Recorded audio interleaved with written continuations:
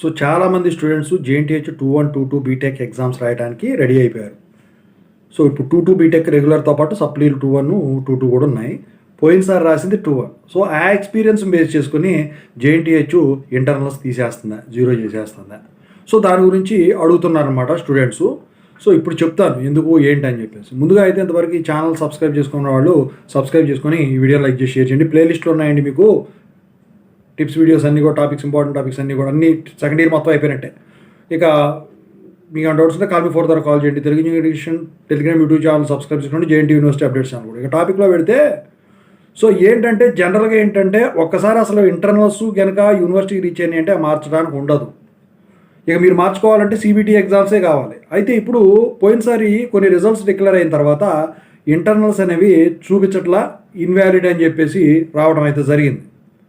So దానికి గల కారణం ఏంటంటే అందరికి కాదు, కొంతమందికి. ఆ కొంతమంది ఎవరు? ఇప్పుడు ఫర్ ఎగ్జాంపుల్ ఎక్స్ కాలేజ్ ఉంది, వై కాలేజ్ ఉంది, జెడ్ కాలేజ్ ఉంది. ఈ జెడ్ కాలేజీలో అందరూ బాగానే రాశారు, అంటే జంబ్లింగ్ మోడ్లో. ఈ XY కాలేజీలో ఎక్స్లో ఒక ఇద్దరు స్టూడెంట్స్, వై కాలేజీలో ఒక ముగ్గురు స్టూడెంట్స్ కాపీ కొట్టి దొరికిపోయారు. అయితే ఒక సబ్జెక్ట్లో దొరికిపోయారు. మాల్ ప్రాక్టీస్ కేసు కింద అబ్జర్వర్ అనేవాడు బుక్ చేశాడు. అయితే అవి ఆ సబ్జెక్టు పెట్టేయడం వల్ల మిగతా సబ్జెక్టు కూడా ఎఫెక్ట్ పడుతుంది. నేను ఇంతకుముందు ఒక వీడియో చేశాను చూడండి. అయితే ఇక్కడ మీరు గమనించాల్సింది ఏంటంటే ఆ మాల్ ప్రాక్టీస్ కేసు పడిన వాళ్ళు ఎవరైతే ఉన్నారో వాళ్ళ ఇంటర్నల్ మార్క్స్ ఇన్వాలిడ్, లేకపోతే కొంతమంది జీరో అని చెప్పేసి చూపిస్తూ ఉందని చెప్పేసి స్టూడెంట్స్ చెప్పకనే చెప్పడం అయితే జరిగింది. నాకు కొంతమంది వాళ్ళ మార్క్స్ కూడా స్క్రీన్ షాట్స్ పంపించడం అయితే జరిగిందనమాట. అయితే ఇక్కడ మీరు గమనించాల్సింది ఏంటంటే యూనివర్సిటీ వాళ్ళు వాటిని ఆ మాల్ ప్రాక్టీస్ జరిగిన ఎగ్జామ్ ఏదైతే ఉంటుందో ఆ ఎగ్జామ్ అప్పుడు ఆ రిజల్ట్కి సంబంధించింది. సో దాంతోపాటు రాసిన అన్ని ఎగ్జామ్స్కి ఆ ఇంటర్నల్ మార్క్స్ అట్లా చేయటం అయితే జరుగుతుందన్నమాట. అయితే మరి దానికి సొల్యూషన్ లేదా?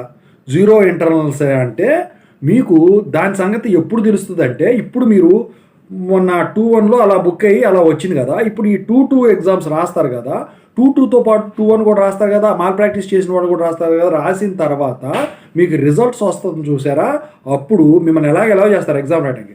రిజల్ట్ వచ్చిన తర్వాత మీ ఒరిజినల్ ఇంటర్ మార్క్స్ ఏంటి అని చెప్పేసి అప్పుడు తెలుస్తుంది అనమాట. సో అంతవరకు కూడా మీకు పాత రిజల్ట్ ఏదైతే ఉంటుందో అదే అందుబాటులో ఉంచుతారు. దానికి గల కారణాలు ఏంటంటే ఇవన్నీ కారణాలే.